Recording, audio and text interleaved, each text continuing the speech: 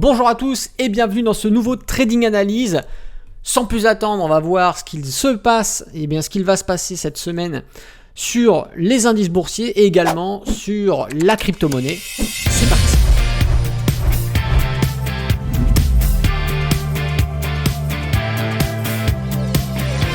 Bonjour à tous, c'est Alexandre, le trader indépendant et vous êtes dans votre émission Trading Analyse avec un petit jour de retard, mais je l'ai quand même fait puisque on a eu une semaine assez particulière sur les indices, puisqu'on a eu une semaine clairement baissière. Voilà, on est venu chercher nos zones de support. Rappelez-vous, par rapport aux autres vidéos que je vous avais faites, on est ici en train de tester des niveaux de support. Et d'ailleurs, c'est la zone de travail qu'on avait déjà parlé précédemment. Vous vous rappelez, ces derniers plus hauts qu'on avait fait avant, ce flash crack Covid, tout simplement, on avait une zone de travail sur ces niveaux-là.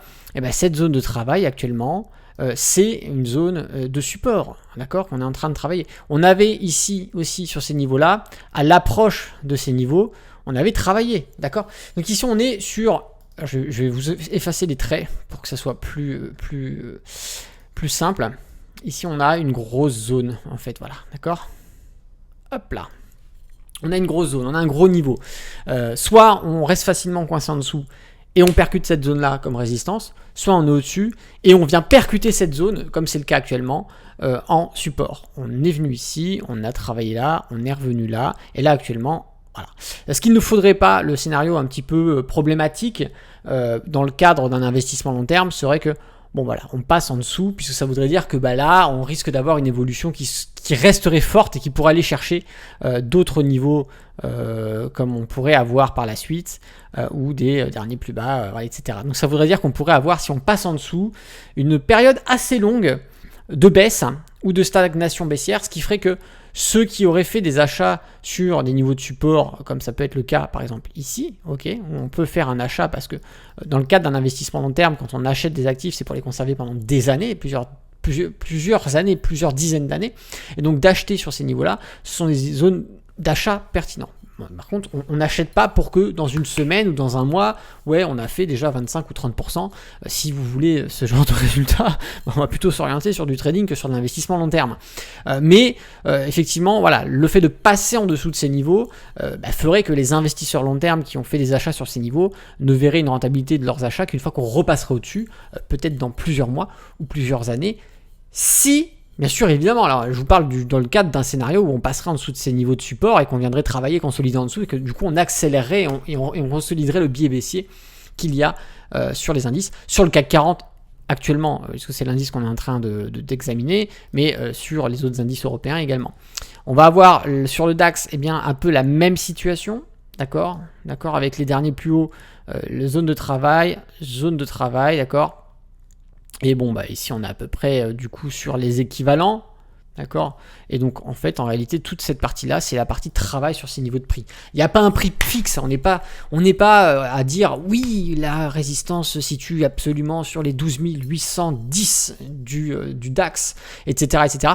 On est sur une zone, d'accord. Ici on a une zone où pour certains c'est intéressant de vendre, pour certains c'est intéressant d'acheter.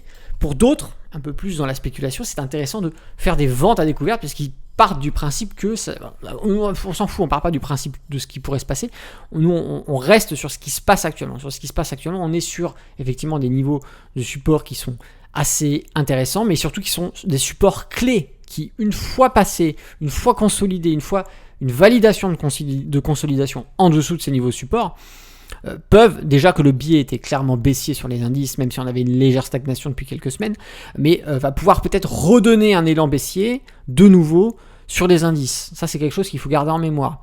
Encore une fois, ce que je suis en train de vous dire, ça va concerner ceux qui font de l'investissement long terme. Encore une fois, dans le cadre d'un trading, on s'en fout que le marché il monte, que le marché il baisse.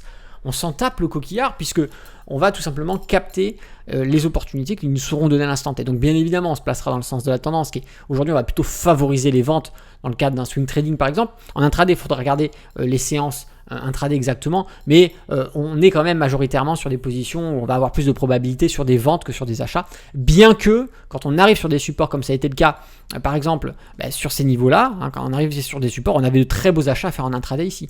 Pareil quand on est ici, de très beaux achats. Et là c'est pareil, il va falloir aller vérifier si on ne peut pas avoir des beaux achats à faire en intraday, mais c'est parce qu'on est sur du très court terme et que l'environnement général que l'on va avoir sur les indices et sur les temporalités qui vont être beaucoup plus élevées vont avoir une influence totalement différente en fonction de si vous allez faire bien évidemment de l'intraday, du scalping ou alors du swing trading ou de l'investissement long terme.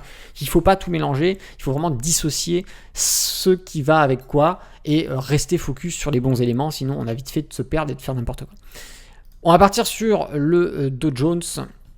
Le Dow Jones, toujours pareil, on a un biais baissier. Alors effectivement, on avait cassé une petite droite de tendance sur ces niveaux. Hop. Voilà. On avait cassé cette petite droite de tendance sur ces niveaux-là. D'accord, on était reparti à la hausse. On a allé chercher les 35 000. Hop. Pas très loin. On est reparti à la baisse. Et surtout que là, on est reparti à la baisse, mais on est passé sous notre nuage. Encore une fois, on arrive sur les plus bas, d'accord, des dernières cotations qu'on avait pu avoir ces derniers mois, ce qui fait qu'on est sur une belle zone de support. À voir maintenant comment se comporte le prix. N'oubliez pas ici, support, zone de survente, à voir comment ça se passe, surtout qu'on est, encore une fois, on fonctionne avec cette fameuse zone de travail qu'on avait déjà eue, tout simplement en février 2020 sur le Dow Jones. Peu de temps avant, encore une fois, avant le flash crack qu'on avait eu en début 2020 via la connerie du Covid. Flash crack aidé par les algorithmes, aussi par la panique générale et les médias qui ont fait des caisses. Donc forcément, mouvement baissier très rapide avec une très belle correction qui a été très fructueuse pour ceux qui ont pu la prendre. Donc on est sur un niveau, on est sur ces niveaux-là, tout simplement. Donc c'est normal qu'on vienne travailler sur ces niveaux. Il n'y a rien de surprenant. Maintenant, c'est encore une fois, comme pour les indices européens, à voir ce que va faire le prix. Allons-nous nous maintenir sur ces niveaux de support, ce qui serait à peu près sain, ou allons-nous tout simplement passer ces niveaux de support et repartir sur un nouvel élan baissier. Là encore une fois, investissement long terme, trading, deux façons de faire différentes, mais des opportunités à chaque fois. On va partir sur le Nasdaq qui présente à peu près la même configuration que sur les autres indices, à une petite particularité près. Le niveau de travail n'est pas vraiment identique. On avait un niveau de travail ici, et ce qui correspond à ce niveau de travail ici. Voilà, hop. Mais ce niveau de travail-là, vous voyez, on est sur septembre 2020. On n'a rien à voir avec le mouvement baissier qu'il y avait eu en début d'année, qui est ce mouvement baissier ici. Ici, c'était le mouvement baissier du Covid. Mais on n'est pas venu se reposer dessus. Si on devait reprendre les derniers plus hauts, on serait ici. Ça voudrait dire qu'on irait chercher ces niveaux-là pour se poser sur les niveaux Covid. C'est pas du tout la même chose sur le Nasdaq. Il y a une petite différence. Donc là, on est quand même sur un niveau de support qui est assez intéressant, sur lequel on va chercher des achats en trading et également en investissement long terme. C'est le moment de commencer à consolider un petit peu. Mais encore une fois, un passage et une consolidation validée en dessous de ce niveau de support va pouvoir redonner un élan baissier sur cet indice qui est déjà clairement baissier. Ok, ça c'est les choses qu'il ne faut pas négliger. On va partir sur le SP500 qui présente, encore une fois, je vais le faire assez court, la même configuration, c'est un mix un peu entre le Nasdaq et le Dow Jones pour les niveaux de support, mais d'une manière générale, on est aussi sur quelque chose d'assez baissier et on est encore une fois sur un niveau de support sur lequel on va venir travailler. Donc encore une fois, ici, niveau support dit zone intéressante pour faire des achats. Et si on passe ces niveaux de support, bien évidemment, encore une fois, on peut-être repartira sur un élan baissier. C'est toutes ces infos-là qu'il faut prendre en compte et conserver et ne pas oublier, d'accord ? Voilà, comme ça, on n'est pas surpris. On va partir sur le Bitcoin. Le Bitcoin, ce que je vous disais déjà l'autre fois et ce que je vous dis depuis maintenant pas mal de temps en vidéo. Le Bitcoin, c'est mou, on reste coincé, on a un vieux range sur lequel on vient faire du ping-pong, d'accord ? Donc à part attendre une sortie de ce range, pour l'instant on ne peut pas faire grand chose, si ce n'est que pour ceux qui ont une stratégie d'acheter régulièrement un petit peu de Bitcoin tous les mois, essayez de favoriser les moments où vous êtes sur ces niveaux de support. Ça vous permettra d'optimiser un petit peu votre PRU plutôt que d'avoir des PRU qui sont montés et qui vont être en déficit quelque temps. Pour du trading, c'est pareil, on vient chercher les supports, on attend des signaux d'entrée avec vos stratégies, on achète, on revend sur les premiers ou les 2, 3e zones de frein qu'on va avoir en tant que résistance, où on peut faire des ventes à découverte également sur les zones de résistance, et on vient clôturer sur les premières zones de frein qu'on va avoir en tant que support. Là encore une fois, c'est à vous en tant que trader, votre imagination, vos préférences personnelles. Dans le cadre d'un investissement long terme, on achètera les niveaux de support, c'est mieux. Et maintenant, de vous dire que peut-être dans 10 mois, on sera à 60 000, c'est pas vrai, on n'en sait rien pour l'instant. Pour l'instant, le biais est clairement baissier sur le Bitcoin. Mais clairement, donc il va falloir tout simplement déjà péter cette droite de tendance-là. Ce serait pas mal du tout. Si on fait une belle sortie, déjà, pourquoi pas, ça nous enlèverait ce blocage que l'on a sur ces niveaux-là. Mais ce n'est pas tout, hein. Il n'y a pas que la figure chartiste qui va compter. Ce serait pas mal aussi d'avoir un indicateur technique, comme ça peut être le cas ici. Regardez actuellement, vous voyez, on est assez flat et là on a vraiment une reprise en puissance du RSI. Pourquoi pas, est-ce que ça peut être un prémisse d'un breakout? On ne le saura que si jamais ça se passe, hein. On peut faire plein de suppositions, mais encore une fois, le scénario qui sera le bon, ce sera celui qui se réalisera. Et pour le savoir, il faut être devant les graphiques à ce moment-là pour le constater. Mais pour le moment, tant qu'on ne passe pas ces niveaux-là, résistance, hein. Donc le biais est ici clairement baissier. Ok, clairement baissier. Dans le fond, il est baissier, mais actuellement on est sur un range. Ok, donc encore une fois, ce que je vous dis, tant qu'on ne sort pas, soit par la résistance, soit par le support, pour l'instant on stagne. Si on sort effectivement par le support, et bien là on va reprendre contre nous et la résistance.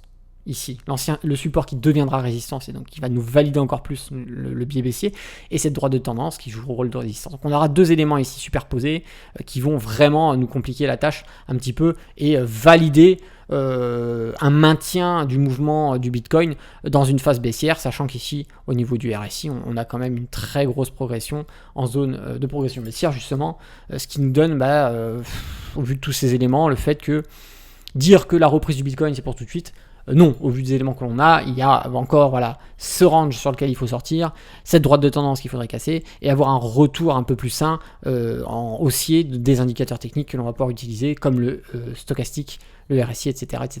pour pouvoir valider vraiment une belle reprise haussière.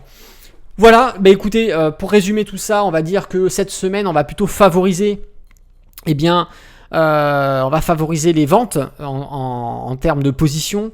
On va chercher des achats sur des zones de support, mais surtout, si on fait du trading, on va essayer de prendre des signaux de vente, à moins d'arriver sur des gros supports assez importants sur lesquels on va pouvoir potentiellement prendre des achats. Mais rappelez-vous, on serait en contre-tendance dans ce cas-là, et si vous faites de la contre-tendance, on prend des objectifs qui sont beaucoup plus courts, et donc beaucoup moins éloignés que si on prenait des trades dans le sens de la tendance, bien évidemment, puisqu'on réduit un petit peu les probabilités, et donc pour éviter le risque, on vient combler et clôturer assez rapidement ces positions. Voilà, si vous avez aimé cette vidéo, n'oubliez pas de mettre un petit pouce. Si vous n'êtes pas abonné à la chaîne YouTube, abonnez-vous. Et puis si vous avez tout simplement une remarque à faire, ou tout simplement aussi à rajouter quelque chose sur cette analyse, ou tout simplement dire un merci, n'hésitez pas à le faire en dessous de cette vidéo dans les commentaires. C'était Alexandre, le trader indépendant. Moi je vous dis à bientôt dans une prochaine vidéo. Et d'ici là, tradez bien sur les marchés financiers. Ciao!